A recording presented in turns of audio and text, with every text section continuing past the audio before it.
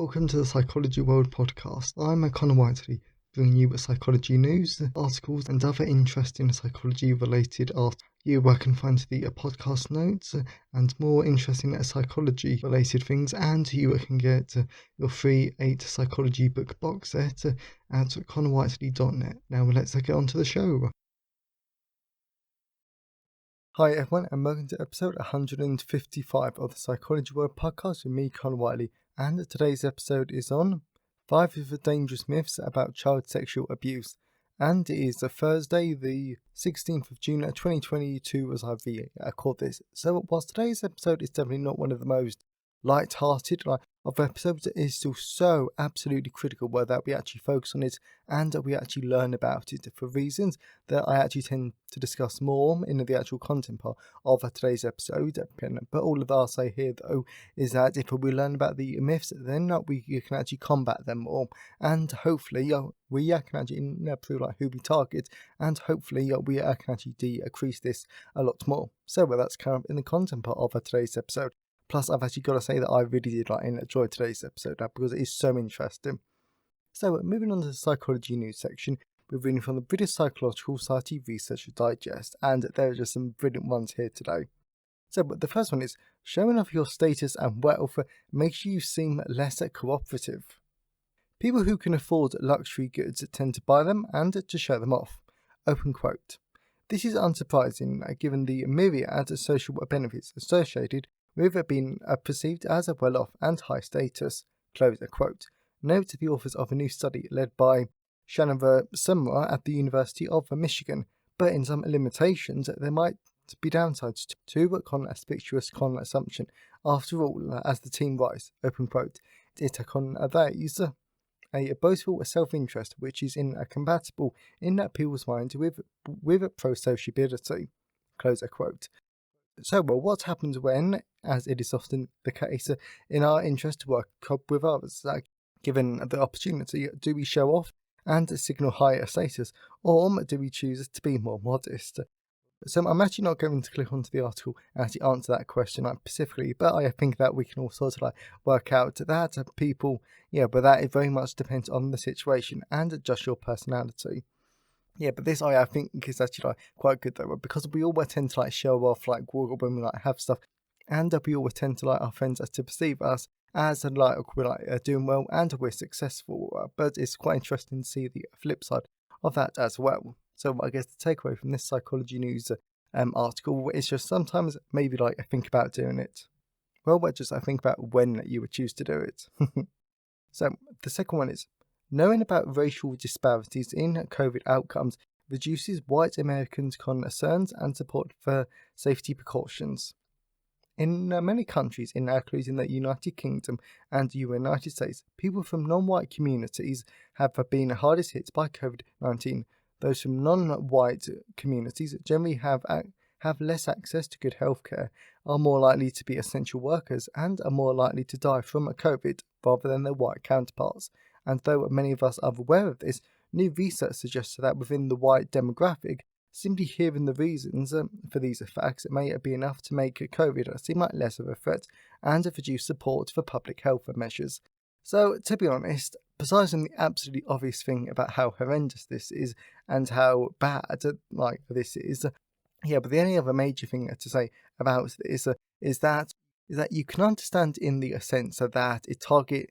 Yes, is that it's worse for a specific group, so you're better off in inverted commas there. But this just shows that we do need to tackle the disparities, because everyone has the right to good health care, no matter what community you're from. And the last one I really do like. So the last one is, here's how our visual system decides how cute a baby is. So what makes one baby seem cuter than another? Parental bias aside, of course. Large and round eyes, a small nose and mouth, a high protruding forehead, chubby cheeks and soft skin have all been associated with cuteness, not just in babies, but puppies, kittens, dolls, and Japanese anime and manga characters. I don't know whether to be disturbed or not that people are finding dolls and Japanese anime and manga characters cute. But now a new paper in Emotion suggested that another factor has an impact. The spatial frequency of what we see. So I actually decided to look into this earlier, and what spatial frequency actually is. Well, the definition that I could find, to be honest, this sounds so petty, is that it's how far away different things are. I completely admit it does sound petty and just flat out weird. But I think that if there's anything that psychology does teach us, it's it's that humans behave very weirdly, and we're very, very particular. I think I've actually made a comment on that in my Psychology of Relationships book. Yeah, but it's always interesting to see what we find cute. And if you want to learn more about the psychology of cuteness, there's an entire episode on it around episode 40 mark. It might be 38, or it's something around there, which is to do with the psychology of cuteness. So in case you want to learn more, definitely check that out. So I hope you enjoy the psychology news section. So let's move on to the personal update. So we're moving on to the personal update. So because this is a early podcast episode, and I'm actually recording it rather early because of a reason I'll talk about next Monday, I'm actually going to skip the personal update. But as always, I always love to hear your thoughts and feelings on today's episode. So you can always email me, connorwhiteley@connorwhiteley.net. You can always leave a comment on the show notes at connorwhiteley.net/podcast, and you can also tweet me on Twitter at sci-fi-whiteley. I always love to hear from all of you because it really helps make the podcast feel more like a conversation. And today's episode has been sponsored by Forensic Psychology, an absolutely brilliant book that I cannot recommend enough because it really ties into today's episode, because it talks about sex offending, the theories of offending, sexual harassment, and so many other great forensic psychology topics. And most importantly, and to be honest, this is probably my favourite thing about this book, not only is it easy to understand, but it actually teaches you what forensic psychology is really about. And it's not profiling rubbish and all of that really whack out stuff. And to be honest, just mythical. Yeah, because forensic psychology is nothing like it is on the TV. And I'm really sorry. No, I'm not really. If I've shattered anyone's ideals about forensic psychology. But if you want to know what forensic psychology is really about, then definitely check out this really engaging, really easy to understand book. Available from all major ebook retailers and audiobook retailers, and you can get the paperback, large print and hardback version from Amazon, your local bookstore and local library if you request it. But if you didn't want to buy a book, but you still wanted to give the podcast a bit of one-time support, then you can buy me a coffee at buymeacoffee.com/ConnorWhiteley. So let's crack on with the content part of today's episode. So we're moving on to the content part of today's episode. So we're going to be talking about 5 harmful myths about child sexual abuse. So again, this might not be one of the most uplifting of our podcast episodes, but it's so important that we look at this, and that's something that we're definitely going to see as a theme for today's episode. And to be honest, none of this is graphic, and it is still really, really interesting. So myth: sex offender registries prevent sexual abuse. This is a myth that I actually fell for because I had just assumed that this was a measure that worked to prevent sex crimes, but it turns out that sex offender registries show no effect on re-offending, and this is both positive or negative. As a result of a meta-analysis from 2021, and like in most podcast episodes, if you want to see the references and the citations specifically, then just go to the blog post at connorwhiteley.net/podcast, and then you can look at them on the article. So a meta-analysis from 2001 found that over the past 25 years, which was when sex offender registries were first introduced, there was no effect on re-offending, meaning that there was no decrease in re-offending for these people on the registry. In addition, a study from 2008 found that only 5% of the sex crimes were committed by people on the sex offender register. In other words, 95% of all sex crimes are committed by people not on these. Therefore, it really does beg the question, why do people think they work? Personally, I think it comes down to people just not looking into it and believing what politicians and the police tell them about how effective they are. But this is why I love these sort of myth-busting podcast episodes, because we actually get to find out the truth about the world. Myth: child sexual abuse is a spontaneous crime. Now, I can't specifically say that I've ever believed this one, but it does make perfect sense why people believe this myth. since if you watch any crime or drama on a TV or film, they always show you without a sex offender just grabbing a random kid off the street, without any planning or thought behind the act. However, the truth is many sex offences are made against children in over sexual grooming behaviour, where the act is planned for days, weeks, or even years before the disgusting act actually happens. And in this time frame, the offender is grooming the child, their community, and their family, which ties into another myth that we'll look at in a minute. In addition, sexual grooming refers to when an offender exercises a process of deceit, where they select a victim, gain access to them, and isolate the child. They do this by developing a bond of trust with them and the other adults in their life, and the would-be offender desensitizes the minor to sexual content and physical contact. Subsequently, after the sexual act, also known as abuse, has happened, then the offender could engage in maintenance strategies to facilitate future abuse and or to prevent the minor telling others about the abuse. In terms of the sexual grooming literature, there's evidence, and of course just see the references below, from two 2016 studies that show whilst the main literature believes only sexual abuse against children used grooming tactics, these two studies show that sexual abuse against adults and teenagers may use grooming tactics as well. Additionally, it was commonly believed that only around half of all sexual offences in those grooming tactics.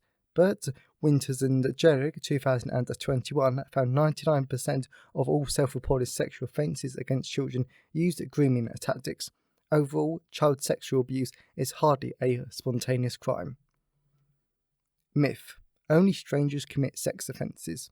Whilst I do mention this in my forensic psychology book, it is very much worth mentioning this myth again, due to not only is it extremely dangerous, as it could cause children not to be believed if they report sexual abuse against them by a family member, but it also ties into the myth above. As a result, only 7% of a child sexual abuse and 19.5% of adult sexual abuse is committed by a stranger.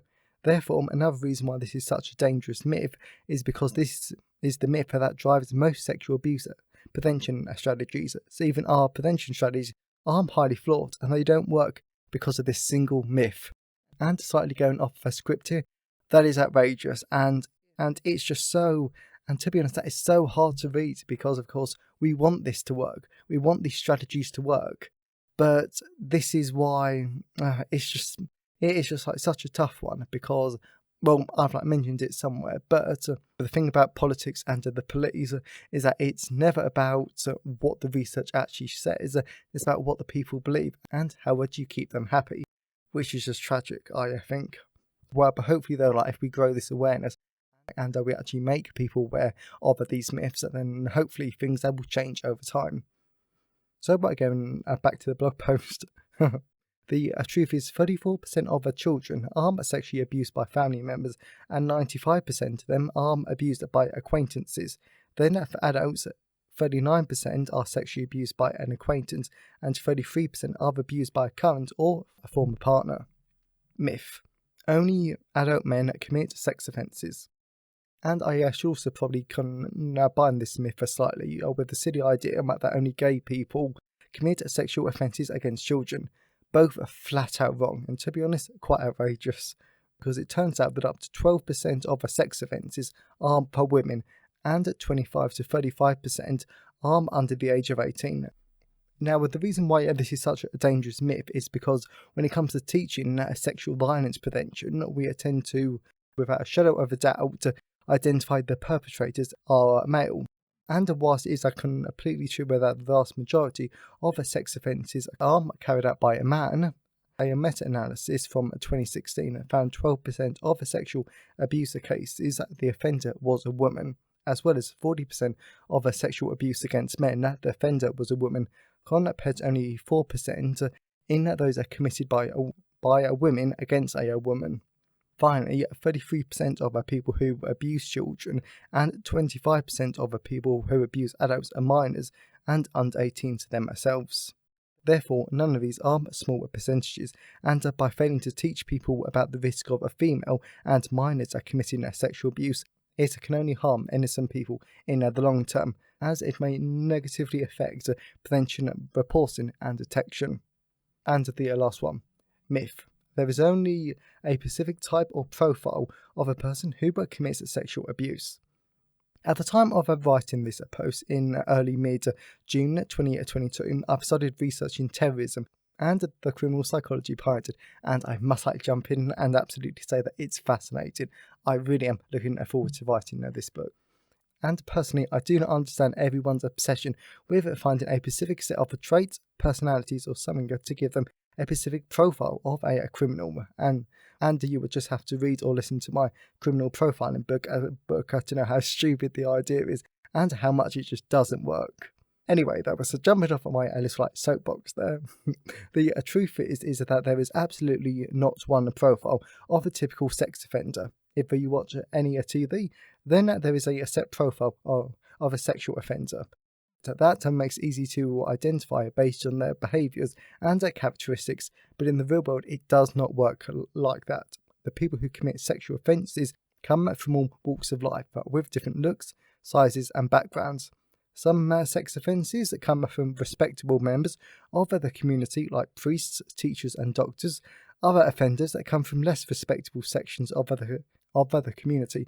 And I just want to say, up front here, that is not my own opinion. I do not think that there are less respectable members of society. I'm simply saying that that's what the literature found, and that's sort of the words in the literature and mainstream psychology here. However, what we do know is that teaching our children and young people about healthy sexuality, relationship skills, and affirmative consent can go a very, very long way to preventing future sexual violence.